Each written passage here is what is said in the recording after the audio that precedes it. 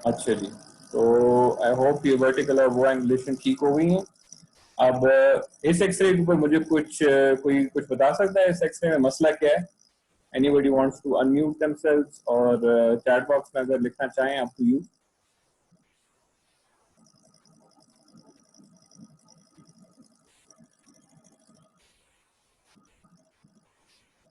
Anybody?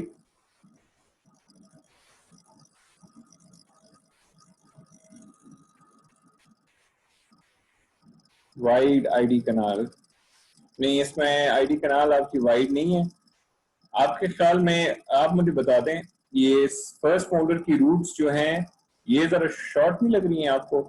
और pre molar की भी, और फिर सेकंड मोलर की कुछ ज्यादा ही लंबी हैं।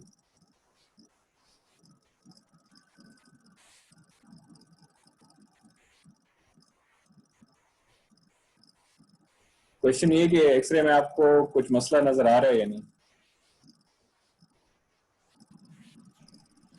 Film placement is not right. I would agree कि इसमें आपके क्राउन्स प्रॉब्ली फुल नजर नहीं आ रहे, लेकिन हम पेरिफेरल एरिया पे ज्यादा फोकस कर रहे हैं। तो height wise of the teeth इसमें कुछ मसला लग रहा है आपको? जी सर। जी, क्या मसला लग रहा है? सर जो रूट्स है वो as compare to third molar बहुत छोटी है, जबकि होनी नहीं चाहिए, बराबर होनी चाहिए, वो बहुत ज़्यादा डिस्टेंस है। ठीक है ना, बिल्कुल सर एग्जैक्टली। फिल्म की ये एंगुलेशन सही नहीं है। फिल्म की एंगुलेशन ठीक नहीं है। ये लोअर का एक्सरे है, तो लोअर का एक्सरे अगर आप और नेगेटिव एंगुलेशन से लोगे तो उसमें आपको दांत छोटे मिलेंगे। ठीक है ना, let me just repeat that. अगर मोलर्स के लिए, अगर आपको याद हो, मैंने आपको कहा था कि -5 डिग्री पे हम एंगुलेशन रखते हैं, उस पर हम एक्सरे लेते हैं। तो अगर आप एक्सरे की एंगुलेशन -5 की बजाय -10, -15, -20 रख दोगे तो उसकी वजह से दांत आपको छोटे नजर आएंगे। ठीक है ना, तो इसमें आपको ये सेकंड प्री मोलर जो है इसकी ये रूट्स भी छोटी लग रही हैं, फर्स्ट मोलर की भी छोटी लग रही हैं, अलबत्ता सेकंड मोलर की अब जरा बड़ी लग रही हैं आपको। ठीक है ना, तो ये आपकी एंगुलेशन की वजह से ये एरर इस फिल्म में आया हुआ है। ठीक है ना, तो if you follow the proper angulation you will not have this problem. ठीक है ना, I hope it's clear. What is the radiolucent area? जी, कहाँ आपको रेडिल्यूसेंट एरिया नजर आ रहा है?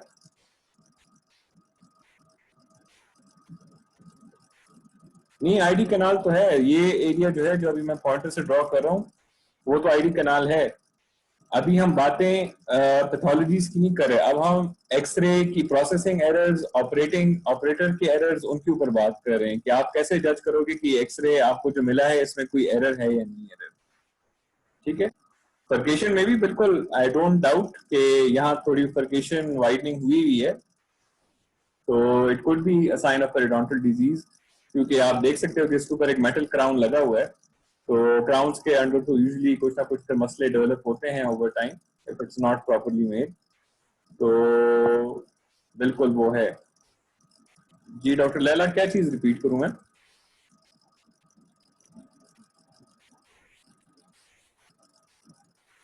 आपको एक्सरे के एरर की समझ नहीं आई है?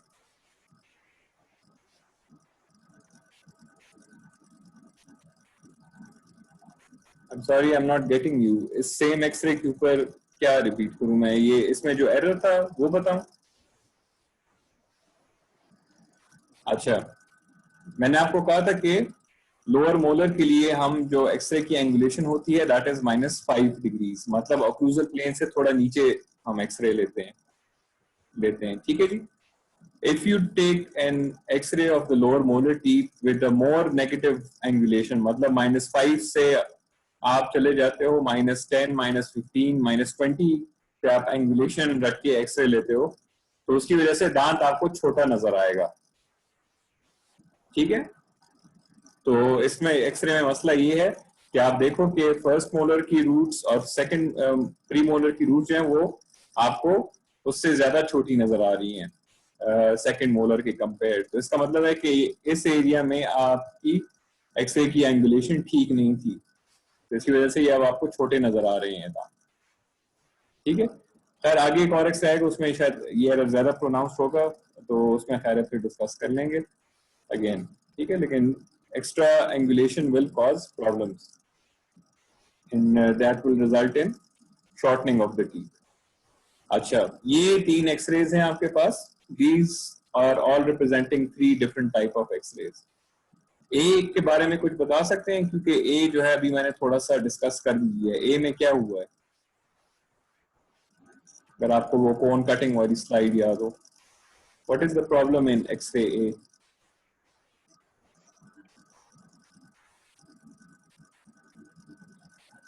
कोनिंग ऑफ, तो इसमें नॉर्मल टीथ फिर आपको क्यों नजर नहीं आ रहे? कोनिंग ऑफ में फिर भी आपको कुछ ना कुछ नॉर्मल दांत तो नजर आएगा ना, तो इसमें तो कुछ भी नजर नहीं आ रहा। Yes, you can say it is underexposed, और rather the actual error इसमें ये है कि ये एक्सरे आपने जो अपने टेक्नीशियन को दिए कि डेवलप करे, ये एक्सपोज हुआ ही नहीं है, और आपने उसको दे दी कि यार ये मैंने एक्सरे ले लिया, जाओ इसको प्रोसेस करो। ठीक है, तो this is basically an unexposed film. इस पे एक्सरे की बीम्स कुछ नहीं लगी, और आपने गलती से ये उठा के टेक्नीशियन को दे दिया कि मैंने एक्सरे ले लिया, जाओ इसको डेवलप करो। वो डेवलप करके आ गए कि सर आपने तो एक्सरे इसको लिया नहीं है, असल एक्सरे आप कहीं और छोड़ गए हैं जिसको आपने एक्सपोज किया हुआ था। ठीक है, so this is what an unexposed film looks like when it is processed. ठीक है जी, so A is basically an unexposed film. B जो है, B अगर किसी ने ये वेबिनार सीरीज स्टार्ट से नोट की हो तो मैंने आपको बताया होगा बिल्कुल फर्स्ट लेक्चर जो था रिगार्डिंग ऑप्टिकल डेंसिटीज। तो B के बारे में कोई बता सकता है, B में क्या एरर है? मॉडरेट क्या, doctor Laila, would you explain? Moderately exposed, इसमें आपको दांत नजर आ रहे हैं?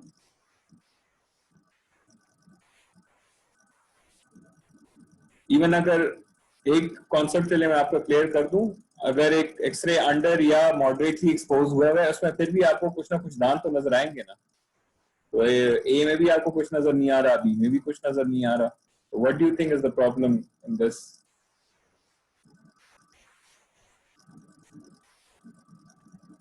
किसी को ऑप्टिकल डेंसिटीज नहीं याद, या स्टोरेज ऑफ एक्सरेज?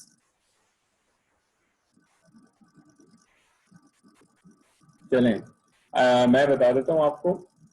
एक्सरे को अगर आप प्रॉपरली स्टोर नहीं करेंगे and it is being exposed to background radiation from the light वगैरह, तो उसकी वजह से जो आपकी सिल्वर इमल्शन होती है ना एक्सरे की, वो एक्सपोज हो जाती है। तो इसमें ये जो है कुछ ना कुछ खुद से डेवलप हो गया है। ठीक है ना, नॉर्मल एक्सरे मैंने आपको कहा था बिल्कुल ऑलमोस्ट ग्रीन कलर का होता है, लेकिन ये एक्सरे क्योंकि आपने प्रॉपर्ली स्टोर नहीं किया हुआ, रेडिएशन सोर्सेज से दूर नहीं रखा हुआ, तो ये उस पर कुछ ना कुछ लाइट आ रही थी, वो उसको एब्जॉर्ब कर रहा था और उसने कुछ ना कुछ एमल्शन को एक्टिवेट कर दिया। तो this is what a improperly stored x ray looks like basically. ठीक है, यस डॉक्टर तबस्सुम ने बिल्कुल ठीक कहा, this is an x ray which has, जिसकी स्टोरेज प्रॉपर नहीं हुई थी। तो ये एक्सरे आप जब इसको पैकेट से निकालोगे वो ग्रीन होगा ही नहीं, वो स्टार्ट में इसी तरह ही लगेगा। ठीक है ना, अच्छा तो फाइनल वाले की तरफ आ जाते हैं। C, anybody would like to take a guess what is सी?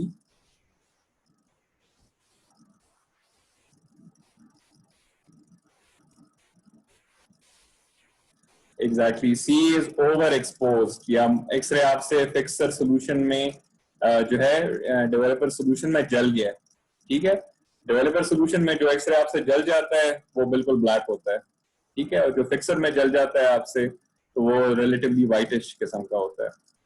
ठीक है, तो दिस इज ओवर प्रोसेस्ड, या तो आपसे डेवलपर सोल्यूशन बहुत ज्यादा गर्म हो गया था, उसको आपने प्रॉपर टेम्परेचर पे रखा नहीं था, तो उसमें वो एक्सरे जो है जल गया, या आपने अपनी जो वोल्टेज थी सिस्टम की, एक्सरे सिस्टम की, मैंने आपको कहा था x ray systems operate between 60 to 90 kilo volts, तो ये प्रॉब्ली आपने 120 150 वोल्टेज दे दी थी उसको, तो उसने बहुत ज्यादा हाई एनर्जी एक्सरे प्रोड्यूस किया है, जो जिसको कोई भी दांत, कुछ टिश्यू भी रेजिस्ट नहीं कर पाया, तो एक्सरे आपका बिल्कुल काला आया है।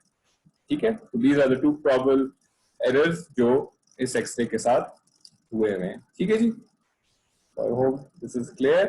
सर जी जी सर, जो जी डेवलपिंग सॉल्यूशंस होते हैं जी यूजुअली जब हम हॉस्पिटल्स वगैरह में देखते हैं तो यूजुअली चेक करते हैं कि आपकी जो इमेज है रेडियो ओपेसिटी उसमें क्लियर आ रही है नहीं आ रही, फिर दोबारा जी वो फिक्सर और सॉल्यूशन में दोबारा से एडिट करते हैं। अगर वो डार्क होता है तो जी सर जी। उसमें रीजन क्या है? डॉक्टर साहब आपकी आवाज गायब होगी, अब कुछ क्वेश्चन कह रहे थे? जी सर, सर उसका जी, रीजन क्या है? किस चीज का रीजन? आपका क्वेश्चन बीच में गायब हो गया था। मेरा क्वेश्चन सर ये है कि जब हॉस्पिटल्स वगैरह में जब डेवलप करते हैं सॉल्यूशंस के अंदर तो जी चेक करते हैं, कंफर्म करते हैं, अगर डार्क होती है तो फिर उसको लाइट करने के लिए दोबारा से वो सॉल्यूशन में डिप करते हैं, ठीक है। तो वो टाइम बढ़ा देते हैं उससे, तो उससे भी बहुत फर्क पड़ जाता है। फर्क तो पड़ जाता है, लेकिन दैट इज अज्यूमिंग कि आपने ओवर एक्सपोज नहीं किया फिल्म को। देखें, दो डिफरेंट एरर्स मैंने आपको बताए हैं। एक तो ये कि आपने एक्सरे को वोल्टेज बहुत ज्यादा दे दी है। ठीक है ना, एक्सरे को बहुत ज्यादा वोल्टेज देंगे तो अगर आप फिक्सर में बहुत टाइम रख भी दें उससे फिर भी वो ठीक नहीं होने वाला। ठीक है ना, तो एक एरर तो ये हो गया। दूसरा जो आपको मैंने कहा कि भाई हो सकता है आपने डेवलपर सोल्यूशन का टेम्परेचर बहुत ज्यादा था, तो वो मे बी आप समवट फिक्सर सोल्यूशन में ज्यादा टाइम रख दो, शायद उससे कुछ ना कुछ कवर हो जाए, शायद, लेकिन it is again very unlikely.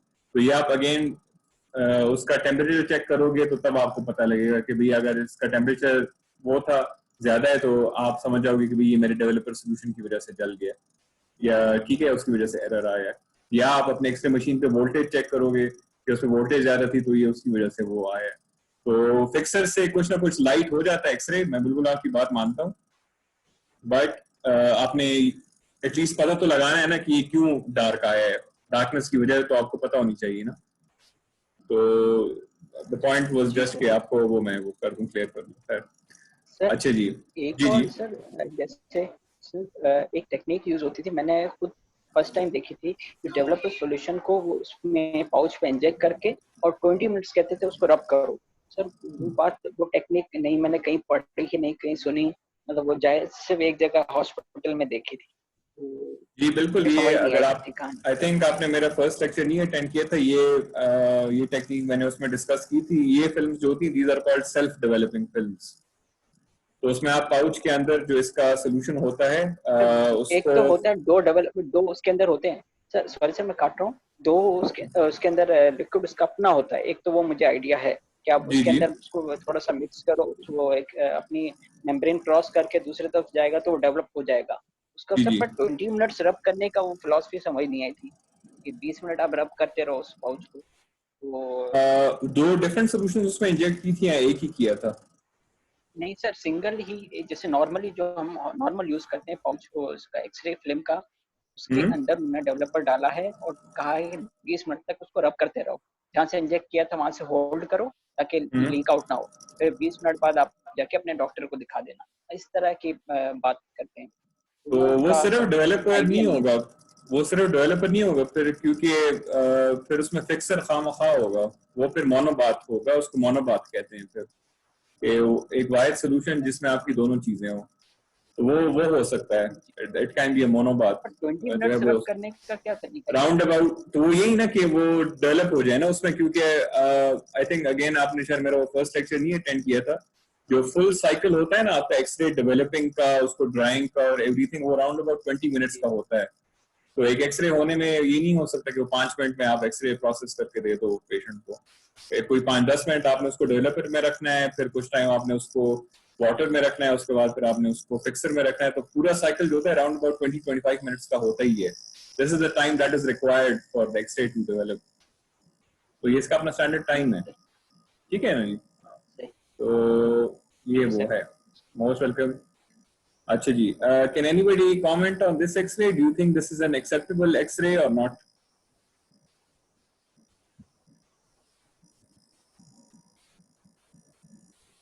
Anybody कोई चैट बॉक्स में लिखना चाहे या अपने आप को अनम्यूट करके अगर शेयर करना चाहे।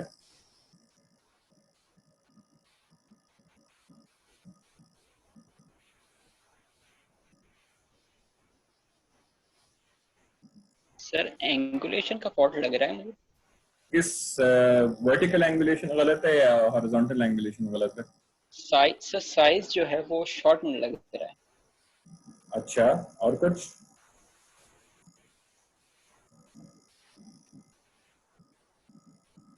साइज शॉर्ट है तो मतलब आप कह रहे हैं वर्टिकल एंगुलेशन में मसला है। मैं I would somewhat agree with that. इसके अलावा एक और हॉरिजॉन्टल एंगुलेशन में भी मसला है, लेकिन ये तो मैं कह रहा हूँ ना, हाउ विल यू से कि इसमें हॉरिजॉन्टल एंगुलेशन में मसला है। ये डॉक्टर मैरीन ने भी ठीक कहा है, horizontal angulation is wrong. Sorry, doctor Keenjhar ने कहा कि एंगुलेशन गलत है, लेकिन आपको कैसे पता चला है कि एंगुलेशन गलत है? What was the feature on this x ray that helped you to come to that conclusion? Doctor Mareen, आपकी बात भी सही है कि रूट्स ऑफ 6 सीम शॉर्टर, तो यस हो सकता है, but how are you telling me के लाइक ठीक बता रहे हैं आप लोग, ये नहीं गलत बता रहे हैं, ठीक बता रहे हैं, but how are you telling me कि दिस इज हॉरिजॉन्टल एंगुलेशन में मसला है?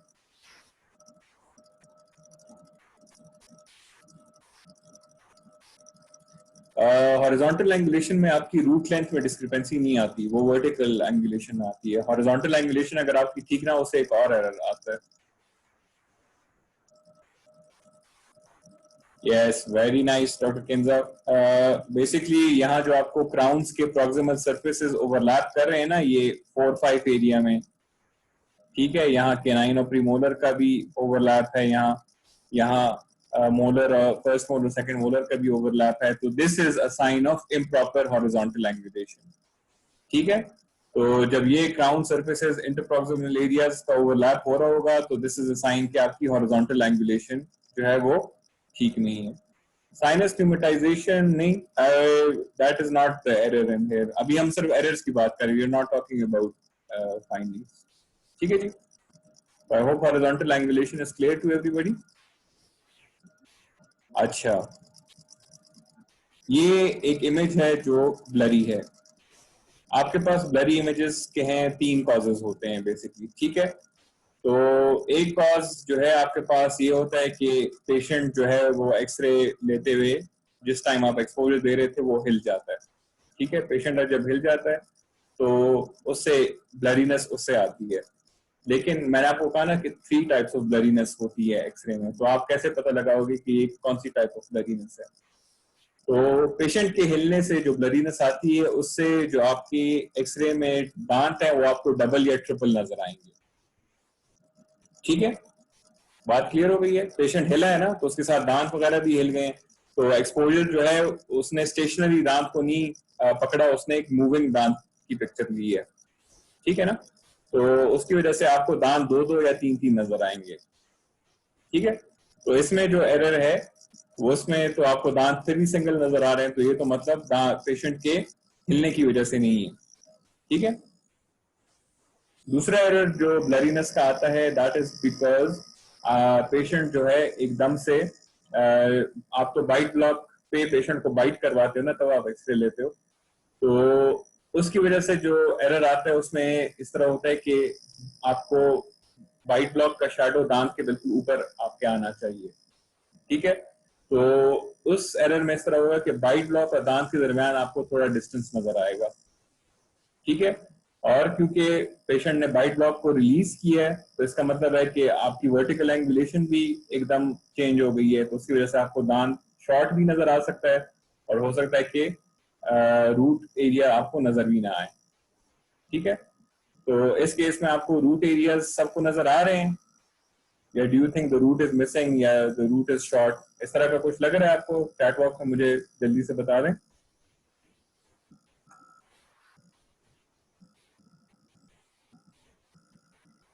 बाइट ब्लॉक जो है ना वो दांत के ऊपर पड़ी होती है, ये जहां मैं फिलहाल वो दिखा रहा हूँ ना, आपको पॉइंटर बता रहा हूँ, तो बाइट ब्लॉक यूजली यहाँ पड़ा होता है, ठीक है। तो जब अगर पेशेंट एकदम से बाइट ब्लॉक के ऊपर से प्रेशर रिलीज करेगा तो बाइट ब्लॉक यहाँ ऊपर चला जाएगा, तो मतलब bite block which is somewhat radiopaque, उसके दरम्यान और दांत के दरम्यान आपको यहाँ एक रेडियोल्यूसेंट एरिया नजर आएगा, ठीक है, जैसे ये काली जगह आपको नजर आ रही है।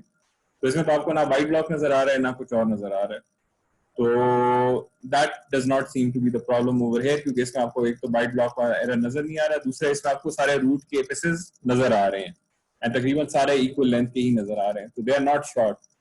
इसमें द थर्ड एरर जो है वो that has actually happened, and the third error is कि जब आप एक्सरे एक्सपोज कर रहे होते हो एंड एक्सपोज करते हो, जब आप बटन दबाते हो तो वो ट्यूब हेड नहीं होता जो आपका एक्सरे जनरेट करता है, वो आपसे हिल जाए, तो वो ट्यूब हेड जो है ना वो बेसिकली इस तरह की ब्लरी इमेजेस प्रोड्यूस करता है, ठीक है ना। सो नो डबलिंग और ट्रिपलिंग, तो इसका मतलब पेशेंट की मूवमेंट की वजह से नहीं हुआ है। एपेक्स ऑफ द टूथ आपको नजर आ रहा है, दांत ऐसे शॉर्ट नहीं नजर आ रहे, और बाइट ब्लॉक इसमें तो चले हैं ही नहीं, लेकिन बाइट ब्लॉक का दांत के साथ डिस्टेंस भी इक्वल है, तो मतलब ये बाइट ब्लॉक से प्रेशर रिलीज करते हुए उसकी वजह से एरर नहीं बना ब्लरीनेस का। तो मतलब तीसरा एरर ही रह गया कि जब आप एक्सपोजर कर रहे थे तो उस वक्त जैसे ही आपने बटन दबाया तो उस वक्त आपसे गलती से ट्यूब हेड के साथ, लेट्स सपोज आपका हाथ लग गया है, पेशेंट का हाथ लग गया तो ट्यूब हेड हिल गया, तो उसकी वजह से इस तरह का एक ब्लरी एक्सरे प्रोड्यूस होता है, ठीक है।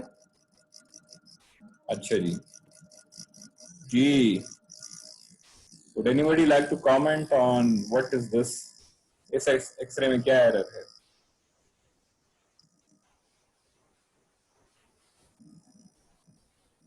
जी, 3 टाइप ऑफ एरर्स मैंने आपको बताए, ट्यूब हेड की मोशन, बाइट ब्लॉक को रिलीज करना एंड पेशेंट की मूवमेंट, 3 एरर्स हैं आपको, ठीक है। अच्छा डॉक्टर साहब एक हैं वो कह रहे हैं कि this is an old x ray, मैं कह रहा हूँ कि नहीं ये मैंने अभी ही डेवलप किया हुआ है, so this is not an old x-ray. Dr. Nurasha saying this is underexposed. हाँ इसमें alveolar bone तो अलबत्ता क्लियर है, लेकिन दांत तो ऐसा इतने ब्लरी तो नहीं है, although हो भी सकता है ट्यूब हेड मूवमेंट, लेकिन आप जनरली आपको लग नहीं रहा जैसे दांत भी उस तरह के रेडियोपेक नहीं जिस तरह नॉर्मल दांतों को होना चाहिए।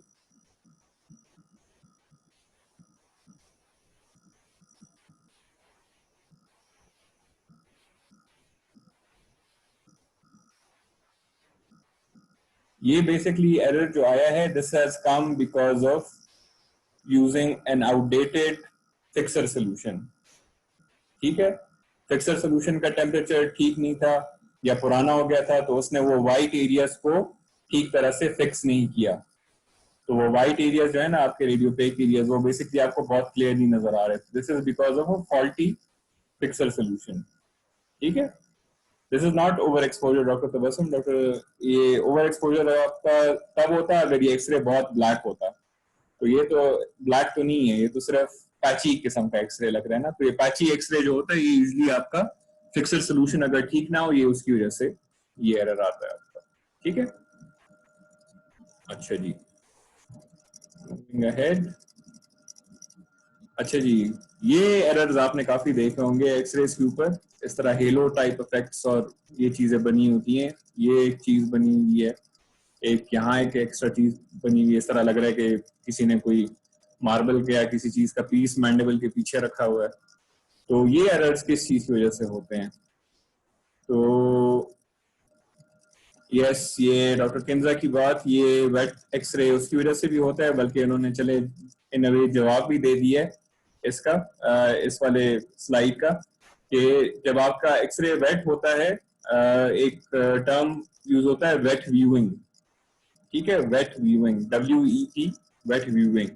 वेट व्यूइंग क्या होती है कि आपको मैंने कहा ना कि एक्सरे को प्रॉपरली डेवलप होने के लिए कम से कम कोई 20 मिनट चाहिए होते हैं, हर कोई तो इतना इंतजार नहीं करता, तो एक शॉर्टकट ये होता है कि आप एक्सरे का जो फिक्सिंग टाइम है वो आधा कर लो, ठीक है। उसमें एरर उसमें ये होता है कि फिर आपकी इमेज बन जाती है लेकिन वो इमेज स्टेबल नहीं होती, मतलब अगर इमेज के ऊपर आपने नाखून या कुछ वगैरह डाल दिए तो उससे जो एरिया उसने फिक्स किया हुआ था वो प्रॉपरली फिक्स नहीं होता, तो वो हिल जाएगा अपनी जगह से।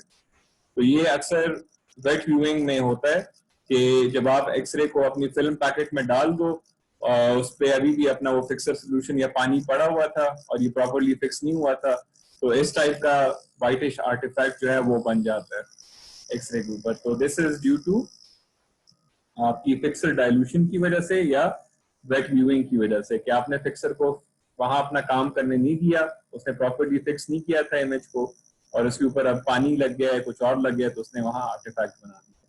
ठीक है, तो वाइटिश आर्टिफैक्ट जो होते हैं वो आपके फिक्सर की वजह से होते हैं। वेट व्यूइंग, चलें मैं रिपीट कर लेता हूँ। वेट व्यूइंग आप तब करते हो जब लाइक आई सेड एक एक्सरे को प्रॉपर्ली डेवलप होने में 20 मिनट लगते हैं। ठीक है, आपने लेट्स सपोज अपने एक पेशेंट लेके आए हुए थे, आपने उसका एक एक्सरे करवाना है and you can not wait 20 minutes. ठीक है, तो टेक्नीशियन आपको जानता है, लेट्स सपोज वो कहता है डॉक्टर साहब टेंशन ना ले, मैं आपको 10 मिनट में एक्सरे दे दूंगा। ठीक है, तो वो 10 मिनट में जो एक्सरे दे रहा है, तो वो इस तरह करता है कि डेवलपिंग को पूरा टाइम दे देता है, लेकिन फिक्सिंग को आधा टाइम देता है। तो फिक्सर सोल्यूशन का मतलब है कि वो इमेज को उसके ऊपर कंफर्म बिठा दे, लाइक वो उस पर फिक्स हो जाए। लाइक इसको मैं और किस तरह एक्सप्लेन करूँ, इस तरह इसको एग्जांपल ले लेते हैं। आप एक पेज के ऊपर पेन के साथ लिख रहे हो, इंक पेन के साथ। ठीक है, एंड जैसे ही वो इंक अभी तक ड्राई नहीं हुई, लेकिन उसके ऊपर आपका हाथ लग गया, तो वो इंक का शेडो आपके वो पेज पे बन जाता है ना, वो स्मच किस्म का बन जाता है। तो वो क्योंकि इंक ड्राई नहीं हुई थी, तो उसने आपकी कॉपी को खराब कर दिया। ठीक है, तो फिक्सर जो है वो वेट इंक है बेसिकली। वो वेट इंक को अगर आप ड्राई होने का टाइम नहीं देंगे, तो आपका पेज जो है वो खराब हो जाएगा, आपने जो अल्फाबेट्स या वर्ड्स लिखे हुए थे वो सारे स्मज हो जाएंगे, तो आपकी पेज और क्वालिटी और कॉपी वगैरह जो थी वो खराब हो जाएगी। ठीक है, तो you have to give full time के फिक्सर जो है वो इमेज को फिक्स कर सके, मतलब इंक जो है वो पूरी ड्राई हो जाए।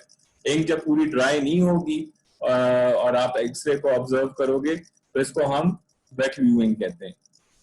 ठीक है, ये सिर्फ इसके लिए होता है कि आप बस एक्सरे को देख लो कि हाँ इसमें कोई फाइंडिंग है या नहीं है। वो टेक्नीशियन फिर भी आपको शायद कह देगा ये आपने एक्सरे छोड़ना है मेरे पास कि मैं इसको फिक्सिंग का पूरा टाइम दूं, लेकिन इतना है कि मैं आपके 10 मिनट बचा के दे सकता हूँ कि ये एक्सरे देख लें, इस दांत में ये मसला है, ताकि आपने अगर इसको कहीं और भेजना है तो भेज दें, and you don't have to waste time because.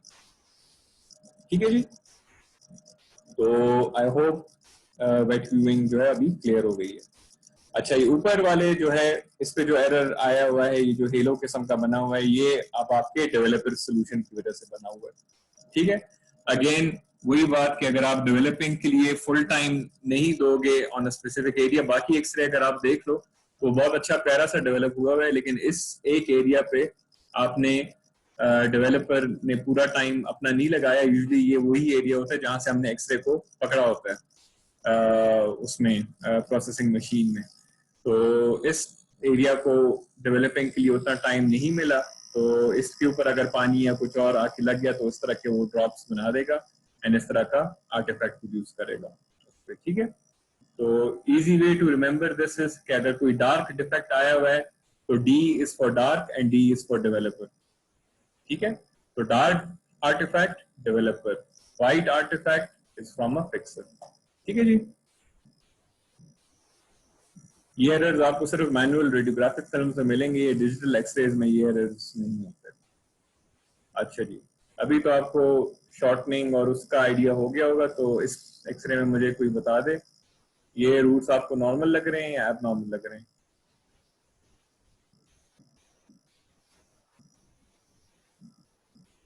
Chat box में कोई बता दे।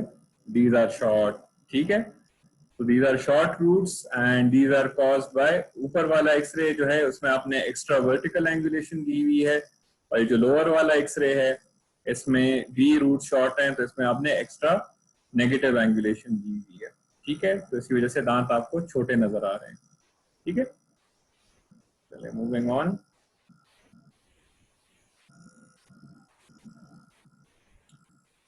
अच्छा, इस एक्सरे में क्या एरर है? ऊपर वाले को देख लें, इस वाले को फिलहाल छोड़ दें।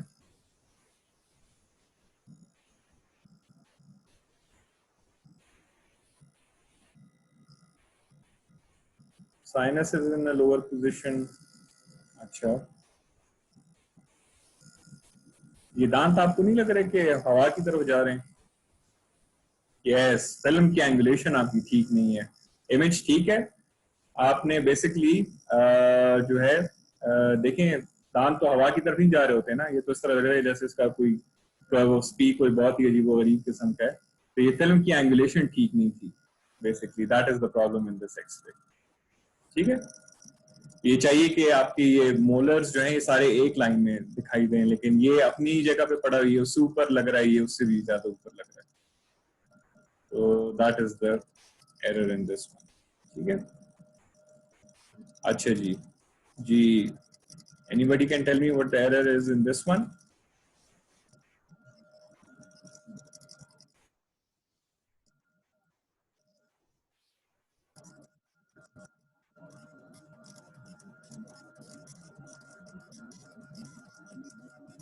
Anybody?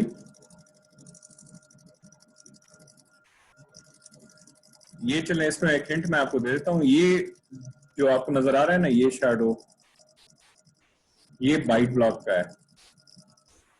अब बताएं अब इसमें क्या एरर है? यस, इसमें जो ब्लरीनेस आई है ये बाइट ब्लॉक से पेशेंट ने प्रीमेच्योरली रिलीज कर दिया था, तो इसमें अब मसला ये आ गया है कि आपको दांत के एपिसेस नहीं नजर आ रहे। ठीक है, तो ये वो वाला ब्लरीनेस वाला एरर है। ठीक है, फिर भी रिलेटिवली यूज ऐसा एक्सरे है कि आप इसको डायग्नोस्टिकली यूज कर सकते हैं, लेकिन ये इतना ज्यादा डिस्टेंस आ गया है, पेशेंट ने एकदम से बाइट ब्लॉक छोड़ दिया जिस वक्त एक्सरे लेना था, तो आपके पास कोई भी पेरिपिकल एरिया नजर नहीं आ रहा, तो इसमें आप रूट्स के ऊपर और पेरिपिकल टिश्यू के ऊपर कमेंट नहीं कर सकते। ठीक है, वेरी नाइस। अच्छा जी, कैन एनीबडी टेल मी कि ये इसमें ये जो ब्लैक लाइन आई हुई है ये क्यों आई हुई है?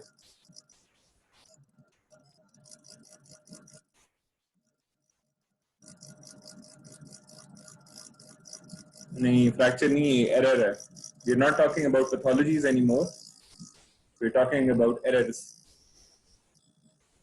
डेवलपर सोल्यूशन का एरर होता तो फिर तो सारी फिल्म इसी तरह होनी चाहिए थी ना, फिर सारी फिल्म को ब्लैक होना चाहिए था। ये तो एक स्पेसिफिक पॉइंट आपका वो हुआ हुआ है, ब्लैक हुआ हुआ है। और ये अच्छा आपने फ्रैक्चर कह भी दिया, this is the most common reason students and even TMOs come up to me के सर देखिए ये तो फ्रैक्चर हुआ हुआ है, एंड आई टेल देम कि नहीं ये फ्रैक्चर नहीं है, क्योंकि देखिए ये जो लाइन है ना ये जाके साइनस में भी जाके गई हुई है। ये एरर जो है ना ये बेसिकली आपकी फिल्म को बेंड करने की वजह से हुआ है। कुछ लोगों की आदत होती है जैसी वो एक्सरे फिल्म उठाते हैं ना उसको बेंड कर देते हैं जरा कि वो फ्लेक्सिबल हो जाए, पेशेंट को ज्यादा ट्रॉमेटाइज या वो ना करे ना, तो वो बेंडिंग की अगर आप उसको बहुत ज्यादा बेंड करें ना तो उसकी वजह से जहाँ जिस एरिया में वो बेंड आ रहा है वहां वो इमल्शन जो है वो डिस्टर्ब हो जाती है, तो उसकी वजह से ये ब्लैक लाइन जो है ना वो डेवलप हो जाती है। तो this is because of extreme bending of the film. ठीक है ना, तो दैट एक्सट्रीम बेंडिंग जो है वो इमल्शन की लेयर में क्रैक ले आती है बेसिकली। अच्छा आप ऑनलाइन स्टूडेंट हैं, चलें नो प्रॉब्लम, कोई बात नहीं।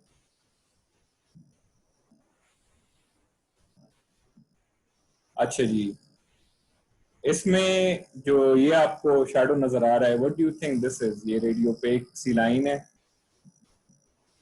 What do you think this is? Fracture कैसे डिफरेंशिएट करेंगे? फ्रैक्चर ऑब्वियसली पेशेंट आपको ट्रॉमा की हिस्ट्री रहेगा, वो कहेगा आप या तो मेरे दांत तोड़ा हुआ है कि जी मैंने कैसे दांत तोड़ा हुआ है, ना मैं किसी से लड़ाई की है ना किसी से झगड़ा किया है, कैसे दांत तोड़ दिए मैंने? सर पेशेंट ने कुछ पहना हुआ है, ग्लास? जी बिल्कुल, this is the first rule of taking an x ray is कि आप पेशेंट पे अगर नोज रिंग है वो हटाएंगे, ग्लासेस हैं वो आप हटाएंगे, ठीक है, ओपीजी अगर कर रहे हैं तो ईयरिंग्स हटाएंगे, ठीक है ना, तो बेसिकली आपने ग्लासेस के साथ एक्सरे लिया हुआ है, this is why this is अलबत्ता डायग्नोस्टिकली एक्सेप्टेबल है, लेकिन अदरवाइज मैं इसको रेटिंग 1 में नहीं डालूंगा, मैं प्रॉब्ली 2 में डालूंगा, क्योंकि आपने इसमें पेशेंट पे चश्मे नहीं हटवाए। ठीक है ना, अच्छा जी, इसमें इस एक्सरे में आपको सर्वाइकल एरिया में यहाँ एक रेडियोल्यूसेंसी नजर आ रही है, लेकिन जब आपने क्लिनिकली इस पेशेंट को देखा तो वहाँ कोई रेडियोल्यूसेंसी नहीं है। दांत में कोई हॉट एंड कोल्ड केरीज नहीं है, ना प्रोबिंग पे कुछ केरीज हैं। तो व्हाई डू यू थिंक कि यहाँ एक पेरिएपिकल रेडियोल्यूसेंसी डेवलप हुई है?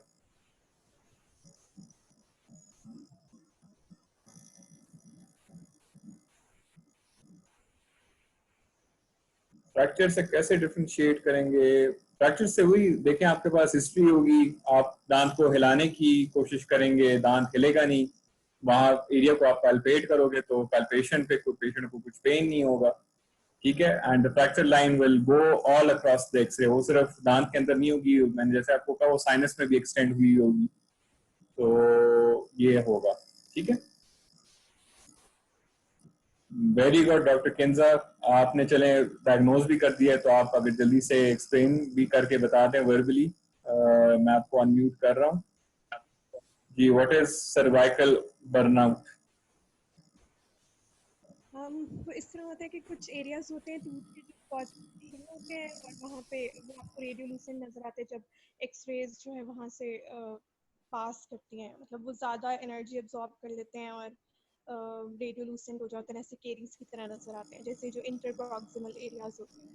ठीक ठीक, वेरी नाइसली पुट। थोड़ा इसको मैं फाइन ट्यून करूंगा। बेसिकली जो आपका इंटरप्रॉक्सिमल एरिया होता है दांत का, उस एरिया में दांत थोड़ा कम होता है, क्योंकि आपका tooth is wide, most wider in the occlusal area, या बिल्कुल वो क्या कहते हैं मिड रूट लेवल पे सबसे वाइडर होता है, उसके बाद स्टार्ट्स टू बिकम नैरोअर मीजियोडिस्टली। तो यहाँ जैसे ही नैरो होता जाता है तो यहाँ टूथ मटेरियल भी ऑब्वियसली कम होता जाएगा। टूथ मटेरियल कम होगा तो इससे ज्यादा एक्सरेज कैच नहीं कर पाएगा, तो वो अपना वो रेडियोल्यूसेंट सिग्नेचर वहां एक्सरे पे दे नहीं पाता, तो इसलिए दैट एरिया विल अपीयर रेडियोल्यूसेंट। इसको सर्वाइकल बर्नआउट भी कहते हैं, और ये सिर्फ सर्वाइकल एरिया में ही आपको नजर आएगा, ठीक है। It is also called cervical angulation. तो एंड डॉक्टर मेरीन ने भी बिल्कुल अच्छा एक्सप्लेन किया है, it will look like caries but it is not actually caries. तो ये आप अगेन क्लिनिकली कंफर्म करोगे कि वहाँ कोई प्रोबिंग पे कुछ है या नहीं है, या कुछ पेशेंट को हॉट एंड कोल्ड सेंसिटिविटी है या नहीं है, तो ये उससे आप कंफर्म करोगे, ठीक है। अच्छा जी, just have a few minutes left, तो आई थिंक हाँ चले लास्ट वो है, तो इसको जल्दी से डिस्कस कर लेते हैं जी। इसमें आपको दांत किस तरह नजर आ रहे हैं? ब्लरी इमेज है, लेकिन ज्यादा या कम शायद नजर आ रहे हैं, तो व्हाट डू यू थिंक इसमें क्या एरर था?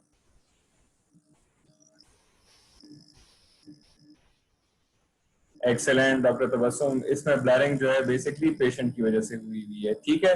देखिए इसमें आपको एक ऑक्लूजल सरफेस ये नजर आ रही है, एक ऑक्लूजल सरफेस ये नजर आ रही है, एक ऑक्लूजल सरफेस यहाँ भी नजर आ रही है, एक यहाँ भी नजर आ रही है, तो डबलिंग और ट्रिपलिंग इसमें आपको नजर आ रही है इमेज की, ठीक है। तो इसमें जो एरर आया हुआ है that is due to patient movement.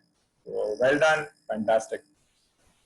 चलें जी, this meeting is about to end, तो if you have any questions you can drop it in the chat box, और या फिर बस मुझे WhatsApp पे कर दें, क्योंकि I don't think I need to start another new meeting.